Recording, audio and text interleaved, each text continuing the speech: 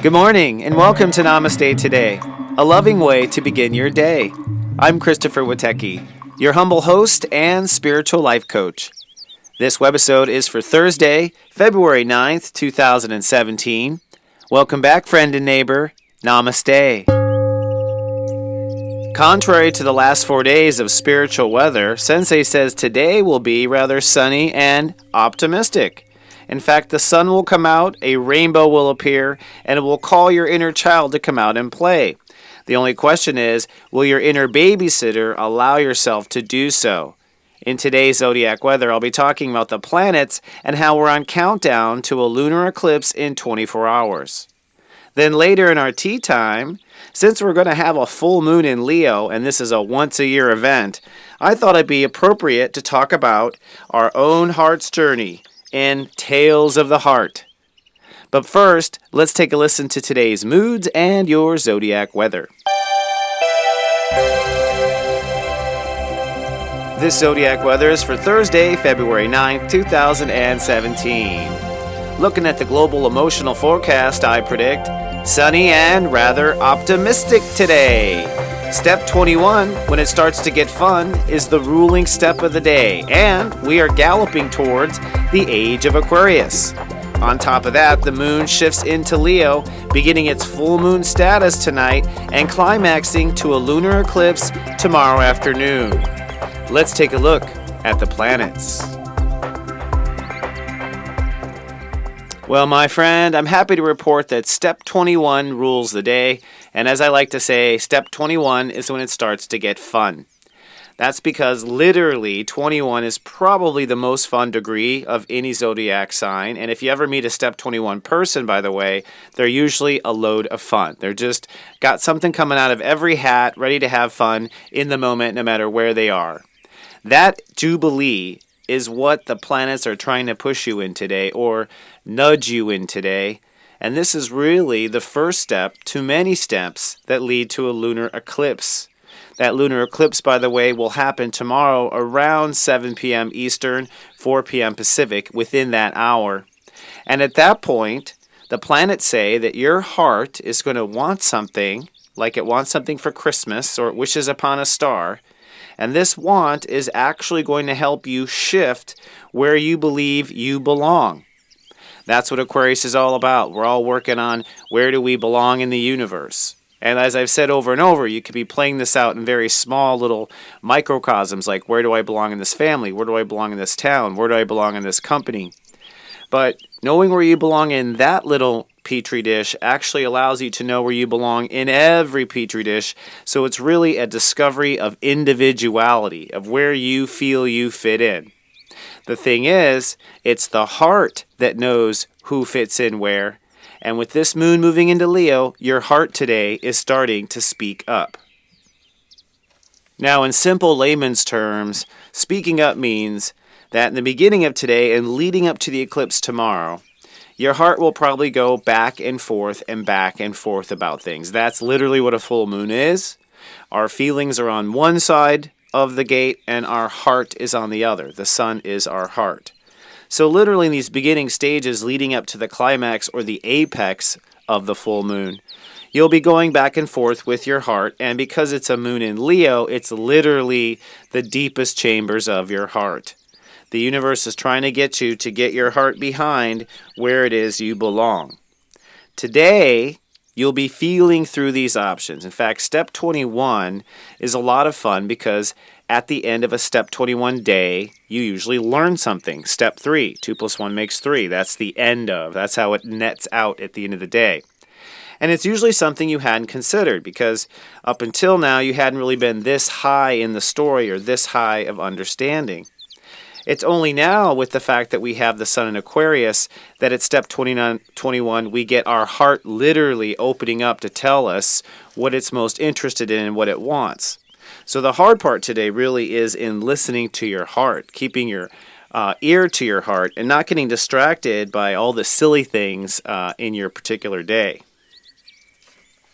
Now, throughout the week I've been talking about this teenager effect going on in all of us, which is due to Venus and Mars conjuncting. That is a new birth a new ego, a new version of ourself is basically inside of us. So you could say we're pregnant with our new ego right now. That's a fair way to put it.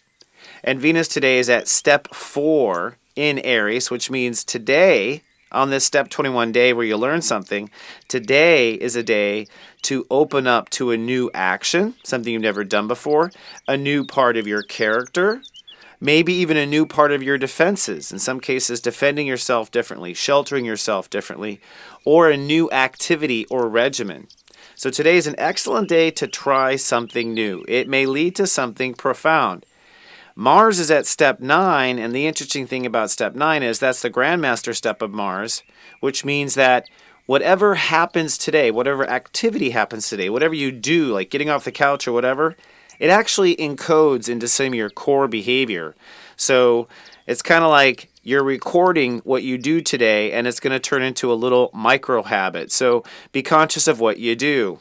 And of course, you know what I'm going to say. Sensei says, listen to your heart, because your heart is what knows what to do. And that's the whole back and forth today with our feelings and our heart. One interesting thing I want to tease you with before we have our tea, and that is that Saturn is at step 25, Sagittarius, and it's within 2 degrees now of the galactic center. It is my opinion that the galactic center represents what our current deal with God is. And right now, the galactic center is step 27, Sagittarius. So that means our current deal with God is to feel and sense, 2-7, feel and sense what we believe, Sagittarius. And when they line up, to go for it. So this is literally the galactic center saying it is time to go for what we feel and what we believe. And as Saturn tick-tocks on its way to the galactic center, we're getting closer and closer and closer to what that calling is within us of what we feel and what we believe our calling is. So today, I believe, and with this countdown to the lunar eclipse and this full moon, whatever your heart comes up with, whatever your heart tells you is true for where you belong or don't belong, this is likely one giant step towards that galactic center, one giant leap to the calling of why you were born in this lifetime. Now, with all that wonderful drama in the moon of Leo, I thought for our tea time I would share with you some tales of the heart. So go steep yourself some tea, and let's have our daily tea time.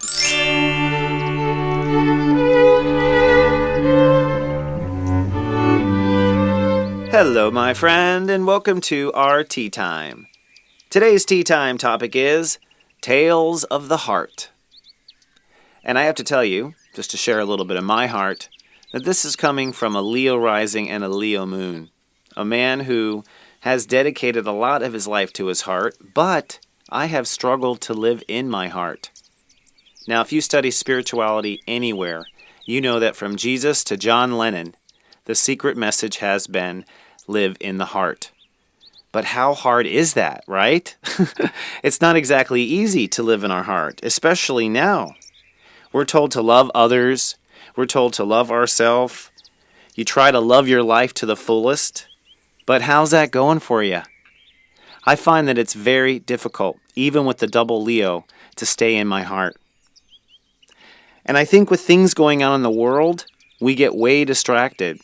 A lot of people tell me, how can I live in my heart when Donald Trump is president? How can I live in my heart when the Dakota pipeline is going to go through?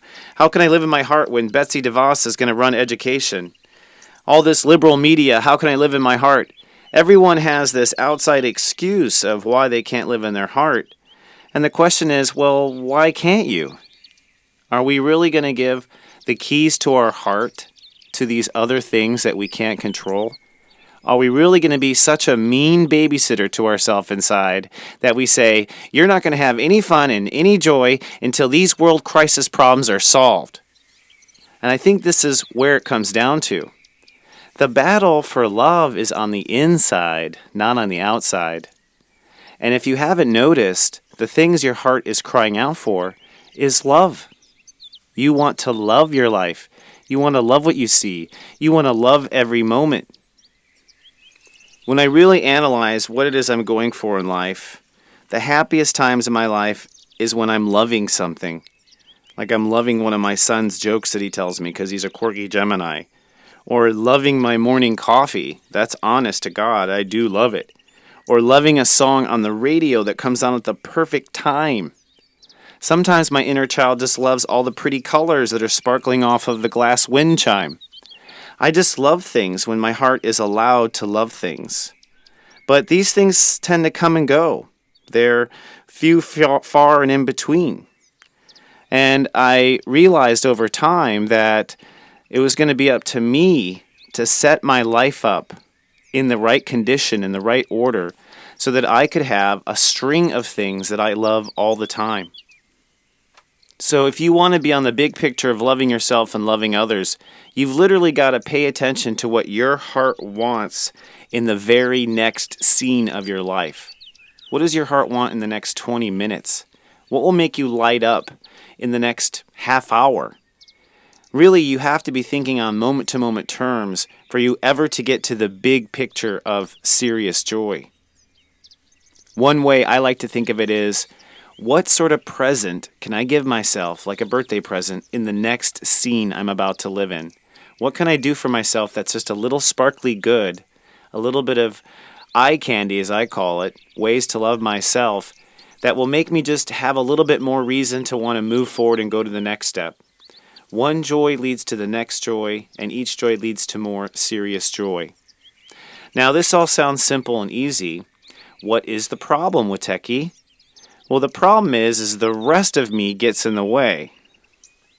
My ego, which I affectionately call the dumbass, always wants to win. So I might be on the path of my heart, and suddenly my ego wants to win something, or gets kind of challenged into a battle, or watches some segment on CNN and gets all hypered up and wants to win and beat that battle. So my ego is something that gets in the way. My mind gets in the way. It always wants to be right. It usually joins my ego a lot of times with that battle and gets carried off when the heart was just wanting a lollipop or a nice cup of tea. So my mind, that smartass, gets in the way. And there's also an inner dictator. We all have an inner dictator. That's Saturn. And that dictator is always trying to be in control. Well, if the heart's going to be able to do whatever it wants, that means that it's not going to always have what it wants, this dictator part of us. And we have to literally surrender this other side. Then, of course, there's this artist in me, this really fair guy who wants to be fair to everyone else and forgets to be fair to myself. So the truth is that I think we're always on the path of pleasure and serious joy, but we get derailed really quickly off of the goal. Now, the truth of the matter is the planets, the solar system, the soul's system, has already come up for a solution with all of this. All these other states of awareness, the ego, the dictator, our mind, these parts of us, they all actually already have a natural-born leader. The sun. The sun is our heart. And like the sun with the planets, the way it's been orchestrated in our consciousness is that all these other voices in us, all these other planets, they need to be orbiting around our heart like they orbit around the sun. That is the natural order of things.